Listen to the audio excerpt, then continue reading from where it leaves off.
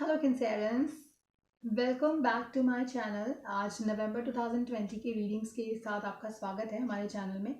और आज हम जिस साइन को रीड करने जा रहे हैं वो आपका साइन है कैंसेरियंस, इमोशनल साइन। नवंबर बहुत ब्यूटीफुल मंथ होने वाला है आपके लिए। पहले 2 वीक की जब मैं रीडिंग करूँगी तो आपको लगेगा कि क्या बात कर रही हूँ। आप तो बोल रहे थे कि ब्यूटीफुल होने वाला है, लेकिन यहाँ तो चैलेंजेस दिख रहे हैं। लेकिन जो भी चैलेंजेस हैं वो आगे आके आप किस तरह से उसको क्लियर करेंगे ये मैं आपको बताऊंगी। बहुत करेजियस होने वाले हैं आप नवंबर 2020 में।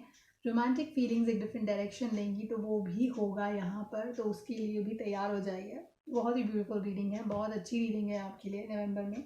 पहले इसलिए बोल रही हूँ क्योंकि हम इंग्लिश की रीडिंग ऑलरेडी पोस्ट कर चुके हैं और उसी का हिंदी वर्जन ये है।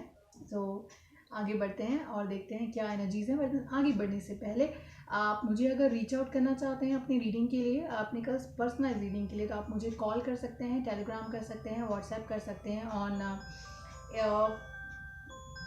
8448901791। That's my contact number and you can also email me on blossomlifetarot@gmail.com. You can visit my website www.blossomlifetarot.com.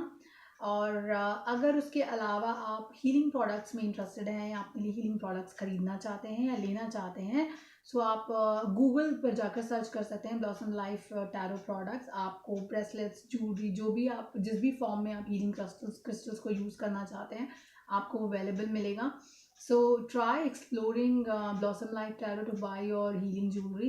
Thank you so much and let's get ahead, Cancerians. Look in a book. This is your theme of the month. ये आपकी theme of the month है। Theme of the month कुछ इस तरह से है कि आपको जो नॉलेज मिलेगी, जो आपको विजडम मिलने वाला है, आपके अगर कोई प्रॉब्लम्स हैं जिनका आपको सॉल्यूशन चाहिए तो उन प्रॉब्लम्स का सॉल्यूशन आपको बुक्स में मिलेगा, पढ़ने पर मिलेगा, आसपास लिखे हुए आर्टिकल्स में, घर में रखे हुए पेपर्स में मिल सकता है। So reading is going to be very helpful for you. अगर आप पढ़ेंगे तो उससे आपको बहुत मदद मिलेगी कैंसेरियन, तो वो आप ज़रूर करिएगा। आई थिंक वो वर्थ एक्सप्लोरिंग होगा आपके लिए।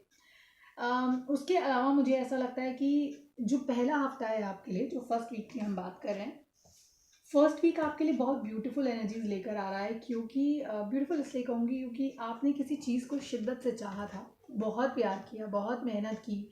कोई प्रोडक्ट, अगर किसी प्रोडक्ट पे काम कर रहे थे तो उस पर बहुत मेहनत लगाई। किसी प्रोजेक्ट को अगर हाईलाइट करना चाहते थे, लेना चाहते थे, आगे बढ़ाना चाहते थे, तो वहाँ पर भी आपने बहुत मेहनत की। तो किसी चीज़ को शिद्दत से चाहना होता है ना, बस वही किया आपने।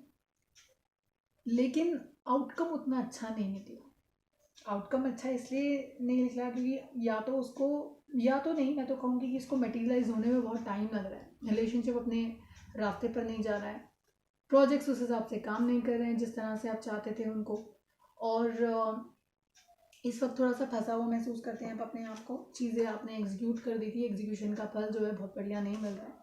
कॉन्टिन्यूशन जो कार्ड है, फॉलोअप कार्ड है, वो थोड़ा आपको बंधा हुआ महसूस कराता है, थोड़ा ट्रबल्ड महसूस कराता है। और क्योंकि चीज़ें आपके हिसाब से नहीं हो रही हैं कैंसेरियन, तो आप थोड़े से वरिड हैं पहले वीक में, क्योंकि बहुत मेहनत तो की थी आपने यहाँ पर, लेकिन उस तरह से चीज़ें हो नहीं रही हैं। तो क्या है एडवाइस यहाँ पर आपके लिए, आपको बताऊंगी अगले हफ्ते की कार्ड्स आपके पढ़ने के बाद, क्योंकि आपको यहाँ जो मिलने वाला है आउटकम वो आपको बताना ज़रूरी है। ये जो परेशानी है, ये जो आप बंधा हुआ महसूस कर रहे हैं, जो चीज़ें ठीक से नहीं हो रही हैं, आपको ऐसा लगता है कि मेरे हिसाब से चीज़ें क्यों नहीं हो रही हैं एंड स्टफ लाइक दैट, वो वाली जो चीज़ें वो इसलिए हो रही हैं क्योंकि इंटरफेरेंस बहुत है आपकी लाइफ में लोगों का। या मैं ये कहूँ कि आप मौका बहुत देते हैं लोगों को अपनी लाइफ के अंदर इंटरफेयर करने का, या लोगों को अपनी लाइफ में पोक इन करने का मौका बहुत ज़्यादा देते हैं। हो सकता है ना ऐसा, बिल्कुल होता है, लोग करते हैं इंटरफेयर दूसरों की लाइफ में। कुछ लोगों को अपनी लाइफ से ज़्यादा दूसरे लोगों की लाइफ में क्या हो रहा है इसमें बड़ा इंटरेस्ट रहता है, तो वो बना रहता है, वो चीज़ होती है। उसके अलावा मुझे ऐसा लगता है डर आपको इस चीज़ का भी बना हुआ है कि कोई आपका सीक्रेट बाहर निकल कर ना आ जाए। इतनी मेहनत करके जो रेपुटेशन बनाई है आज, वो कहीं ख़राब ना हो जाए। तो यहाँ डर भी है इस चीज़ का कि बाहर निकल के चीज़ें ना आ जाए। थोड़े से ओवर थिंकिंग मोड में भी है। हो सकता है कि क्योंकि इतना मेहनत की थी काम पे, किसी को नहीं चलाए, तो अब अगली चीज़ क्या की जाए। अब ये तो चल नहीं रहा है, तो इसकी जगह कुछ और तो करना पड़ेगा ना, तो क्या कर सकते हैं। यहाँ तक आपकी सोच आकर ठहर गई है सेकेंड वीक तक। अगर ये जो ठहराव है ये रिलेशनशिप को लेकर है, तो एंजल्स आपको कहते हैं कि बस थोड़ा सा सब्र रखिए। थोड़ा टाइम में यूनिवर्स जो है आपको, आप दोनों को पास ले आएगी बहुत ज़्यादा। जितनी भी आपकी इच्छाएं हैं आपके रिलेशनशिप को लेकर वो सारी सच होंगी। आप दोनों मिलेंगे, बातचीत होगी और बहुत ब्यूटीफुल एनर्जीज हो सकती हैं। तो अभी फ़िलहाल का जो वक्त है थोड़ा सा ट्रबलसम हो सकता है, लेकिन आने वाला वक्त आपके लिए पॉजिटिविटी लेकर आ रहा है। कैंसरियंस, तो सब्र को बनाए रखिए। अब वो कैसे कर रहे हैं आप, वो मैं आपको अगले 2 हफ्ते की रीडिंग्स में बताती हूँ। जो थर्ड वीक आ रहा है, अब क्योंकि आपने आपको यहाँ ठहराव आ गया, आप सोच रहे हैं आगे क्या करें, तो अब आपने क्या सोचा है, आपने सोचा है क्यों ना अपनी स्किल्स को अपग्रेड कर लिया जाए, या अपने आप को कुछ नया सिखा लिया जाए, अपने आप को किसी नई एनर्जी पे ट्रेन कर लिया जाए, या किसी नई चीज़ सीख ली जाए जहाँ पर अपना करियर एक्सप्लोर कर सकते हैं, या किसी नए इंसान से मिला जाए जहाँ पर आप उस रिलेशनशिप को एक्सप्लोर कर सकते हैं। अभी जो आइडिया है ना, इसको एक्सप्लोर करना अलग बात है, एग्जीक्यूट करना थोड़ा मुश्किल हो जाएगा। और मुश्किल इसलिए होगा क्योंकि आपको सपोर्ट लोगों की नहीं मिलेगी, और ज़्यादातर लोग आपके अगेंस्ट खड़े होंगे आपके डिसीजन को लेकर, आपको सपोर्ट नहीं मिलेगी। लेकिन फिर भी there is a smile on my face. Why? अगर सपोर्ट नहीं भी मिलेगी, आपका अपर हैंड रहेगा, तो आपके डिसीजन मेकिंग को कोई रोक नहीं सकता है। अगर आप ये करना चाहते हैं और सच में करना चाहते हैं तो आप इसे कर पाएंगे।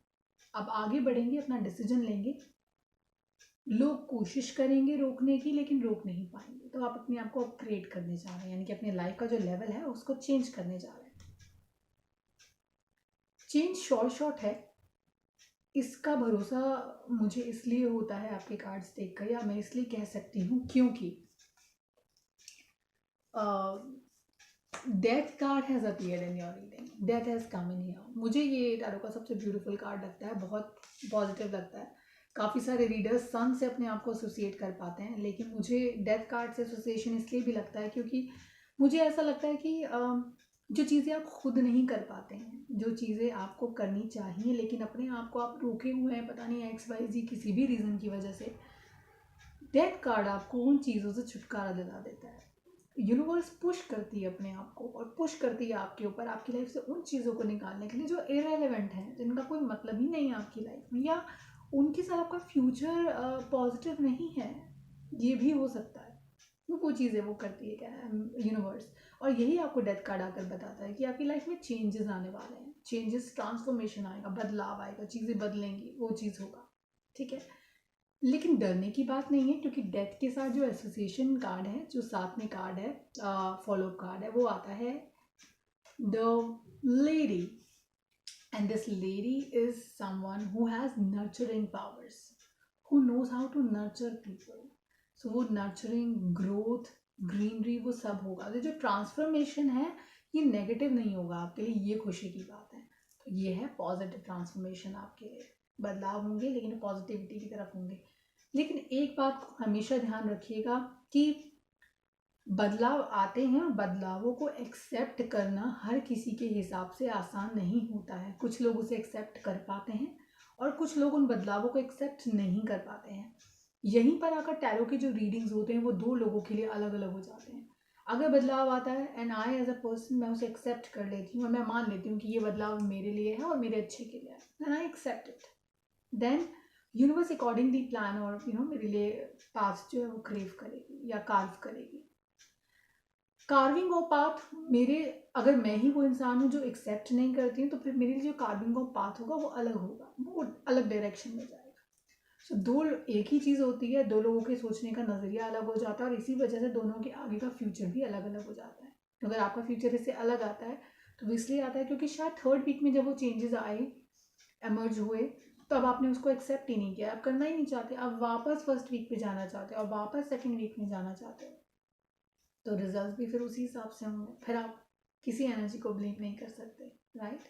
Think positive, things will happen positive. Okay, ये थर्ड एंड फोर्थ वीक जहाँ रिलेशनशिप की एडवाइस लोग सोच रहे थे, मांग रहे थे और देख रहे थे इस वीडियो को, उसके लिए अगर आप किसी पर किसी को पसंद करते हैं या उस रिलेशनशिप को एक्सप्लोर करना चाहते हैं, मुझे ऐसा लगता है कि ये मंथ आपके लिए सबसे ब्यूटीफुल मंथ है ऐसा करने के लिए। आप अपने रोमांटिक फीलिंग्स को एक्सप्लोर कर सकते हैं, आप रोमांटिकली एक्सप्लोर कर सकते हैं रिलेशनशिप को आगे। उसके अलावा आप crazily you can fall in love, you know, completely you can fall in love in this month, क्योंकि मंथ बहुत ही ब्यूटीफुल है रिलेशनशिप्स के मामले में।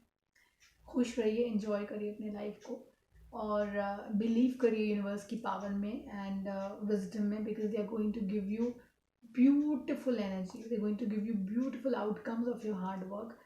थोड़ा पेशेंस ज़रूर बना कर रखिए कैन से, क्योंकि वो बहुत ज़रूरी है आपके लिए इस मंथ में। Okay, so take care and God bless you guys, bye bye.